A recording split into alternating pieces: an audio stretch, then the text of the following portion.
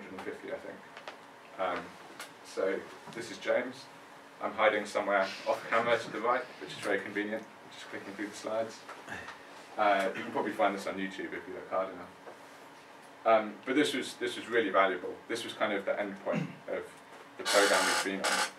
And not only did it give us a focus to work towards, which is why we sort of timed that growth just right, but it got all these investors into one room, and it kind of kick-started our process of fundraising in a really good way, because in 3 minutes, and that's all the pitch was, 250 people know exactly what you're doing, and you haven't had to go and have a meeting with any of them. So there's quite a bit of criticism about demo days. And most what days? Sorry. Sorry. What days did you? Demo days. Yeah. So pitching events. Okay. So there'll be sort of 20 companies who have maybe 5 minutes each. For us, it was just 3 minutes and no questions, which is great. And yeah, a whole room full of people. That's the best thing when you get no questions, and either the audience didn't understand anything or they're not interested. Yeah, so in this case they weren't allowed to ask questions, which is why it was great. But obviously they spoke to us later. Yeah, so lots of accelerator programs have a demo day. So for instance, Y Combinator has a really famous one. I think it lasts about 2 days now. It sounds absolutely horrific. But yeah, it was a great focus point for us, and it was a really great way of kickstarting fundraising. What it also did was, I mean, it doesn't make your product any better, and you can't lie about your graphs, but it creates a kind of hype in the investment community, which is quite a small world, whether it's sort of London or San Francisco, and everyone's kind of talking about this set of 15, 20 companies, and that's really helpful, because when you go and speak to someone new, they've already heard of you, and as long as it's in a good way, that's really beneficial. So beneficial in what sense, in terms of? I mean, there's just a buzz about what you're doing. I mean, it's unlikely that you're sort of doing something that's not exciting if you've reached that point. So in a way, it can't be negative. You just want people to have heard of you. And at the demo days, you get all the really big VCs, venture capital firms. So when you go and talk to smaller investors later, they'll have heard about you from kind of one of these bigger companies. So they'll sort of think, maybe subconsciously, oh, they must be a big deal, because all the big companies are talking about them. Not that any of the big companies invest in us, it's just that there's a sort of hype about this new collection of startups. Because to this point, the sort of 20 or so companies in EF were kind of, they weren't in stealth mode, but no one really knew about them. And then they kind of burst onto the scene in this one event. So yeah, I think it really works, this idea of demo days. So yeah, just before demo day actually, and this comes onto the sort of marketplace idea, we kind of realised that just targeting musicians and growing the user count wasn't really going to get us anywhere on its own. So what we saw was people were using the site to message other people and kind of book them for concerts, although they were often free ones. But they were literally sending hundreds of messages through the site. And so what we wanted to do was kind of reflect that in the product and make it more like a marketplace. So both for musicians looking for other musicians, and concert organisers looking for musicians, and just random members of the public who wanted to book a musician for, you know, their wedding or just a party. And we wanted to make that happen. We also realised that just growing the user count might not be a good route to money, and that was on our minds as we came up to sort of pitching to all these investors. So we did a pivot, which is another sort of classic startup term. It just means a sort of change of strategy. And lots of the great startup stories have at least one pivot in them. I'm not saying that's why we did it, but so what we did was changed from just focusing on this LinkedIn model to becoming a marketplace. But we didn't have the product for that. So what we did was just sat on the phone for a couple of days, called up people who were planning weddings, planning events, and just asked if they'd like to book musicians. And if they did, we used our site ourselves to find the musicians, emailed them the details, got them to sort of transfer money the old-fashioned way, and we just did it completely manually. But it proved the concept, and that's all it takes. So in some cases you don't even need the product. So how did you know that people were getting married? Oh, so what we did was we phoned up wedding planners. Okay. So people who organise maybe sort of 10 to 15 weddings a year.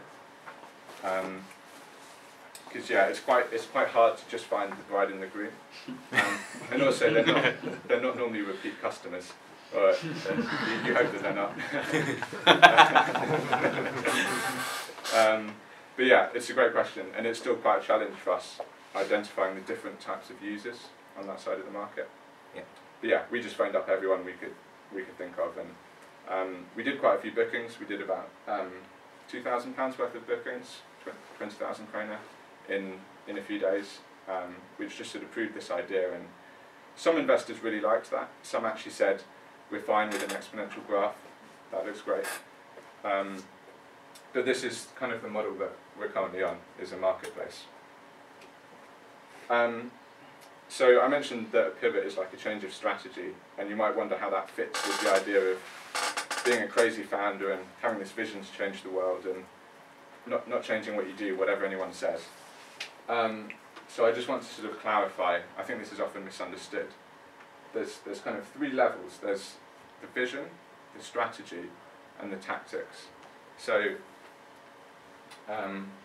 vision is like this unchanging, unwavering belief you have about how the world will be different when your company is huge. So for us, that's like there's going to be this one place online where all musicians are, and it's going to make live music happen in a way that's never been done before. So it's quite vague, but it's still something you can drive towards.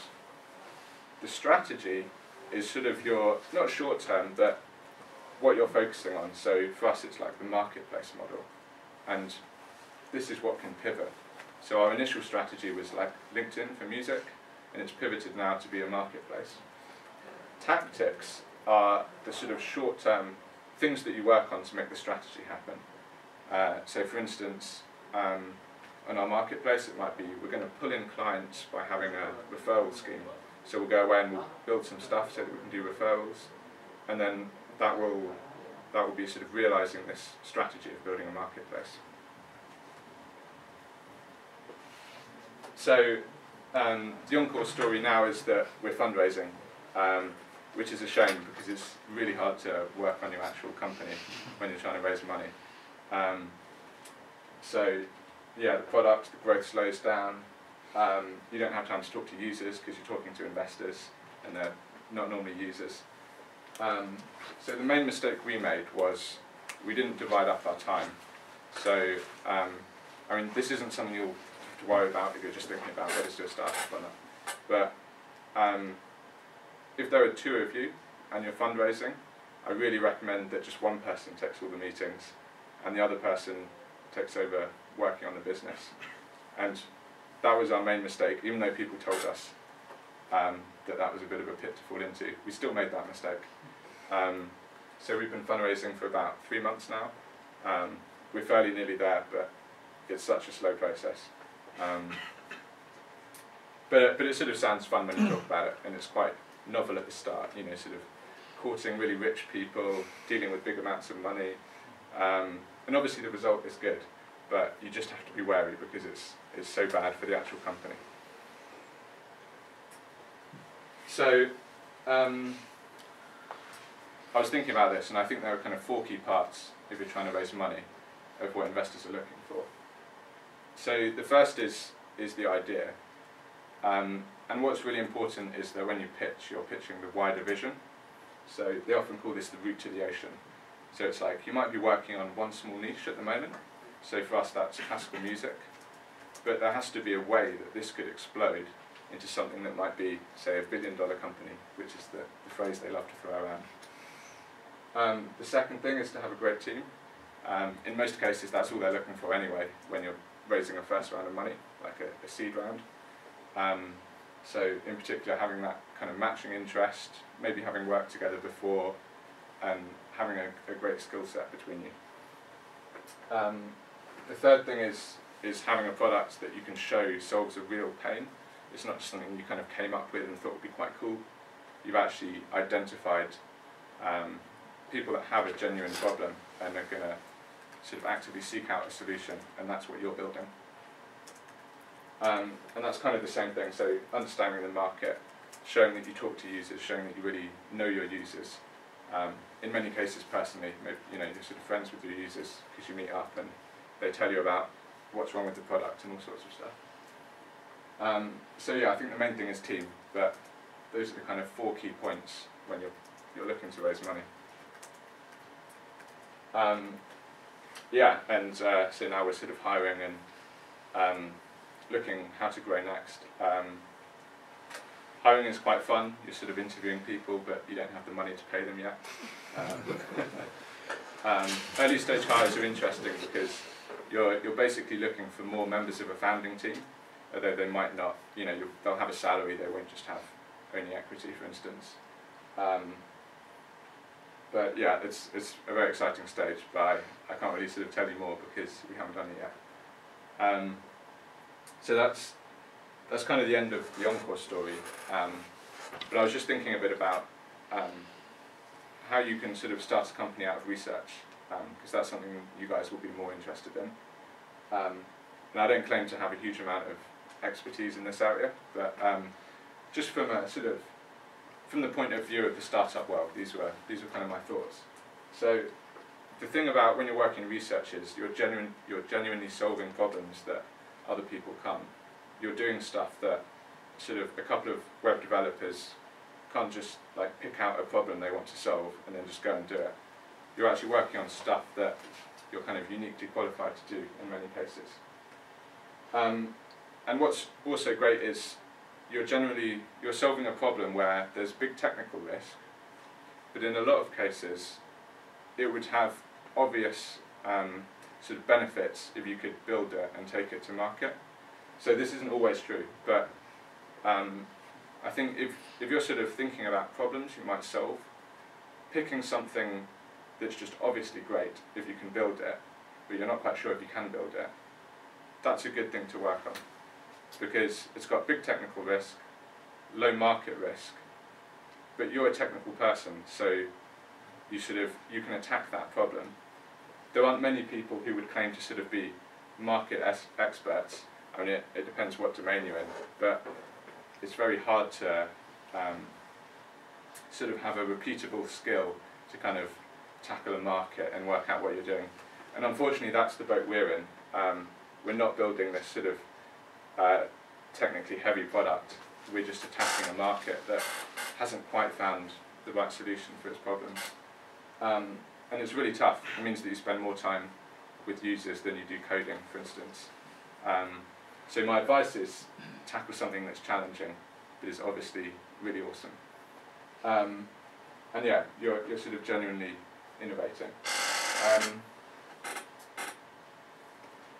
But there is still this risk that if you don't build something people want at the right time, it still won't work.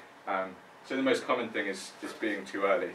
And there's countless stories of startups that have done great things, but they've just been 5 years too early. Sliced bread was 10 years too early. Sliced bread? Yeah. Isn't it worse to be too late?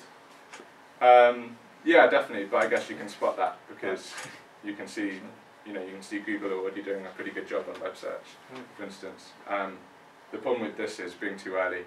I don't really have any advice. You just have to do it and see what happens. It's probably the toughest thing, sort of tackling startups from this point of view. But I guess if you stick to the idea of just figuring out whether people want your product, that's kind of the safest route. But I can't really say much more on that. What about convincing people that this is a good product? So I think it's still the same problem. I think if it's good because it's a novelty, because you think it's cool because you've built it and you've invested time into it, that doesn't make a difference. All that matters is whether it's solving their problem. So I mean, there are some products you look back on and you think, So for instance, the first iPod, or whatever the first music player was, it's not that people were sitting around thinking, man, I wish I had this thing called an iPod and it would work just like this. Yeah. But they did have a genuine problem that they wanted to listen to music on the go and all that sort of thing. So it's not necessarily that they're sitting there thinking about your product, which doesn't exist yet, but it's that they have this genuine pain point and your product is aligning to that and solving that problem. So that's what's really crucial. Yeah, go for it. About the sort of feeling a bit blind about your own products, sometimes I feel like it can go the other way around as well. You look at your product so many times you forget how awesome it is, and vice versa, sometimes you forget about all the weaknesses it has also. Yeah, I think that's true. Yeah, and I think that's important because you don't want to keep changing what you're doing just because you're sort of getting bored of what you've been working on. Of the Yeah, product, right? I guess that's why it's important to set out really clear metrics. So in most cases what people recommend is you just have one number, for instance, that you're trying to optimize week on week. So it might be something as simple as revenue. It might be, you know, the average number of hours people spend doing one particular action, or like the number of follows people do in a week. But I think it's really important to have one number that you're just trying to grow week on week, because that can't lie, you know, it's just quantitative. But yeah, I think that can be a risk, yeah. Yeah, so just optimizing metrics keeps you focused, I guess, yeah. But I guess you wouldn't fall into that trap if you're close to the users. Then you would get immediate feedback. Yeah. What is working, what's not working, where you should focus. Yeah, that's definitely true as well. Like we're almost surprised sometimes when we get a new user and they email us and they're like, wow, this is actually amazing, because we've almost sort of forgotten that ourselves, and it's exactly that problem. So yeah, I think if you stay close to your users, you kind of can't go wrong. Yeah.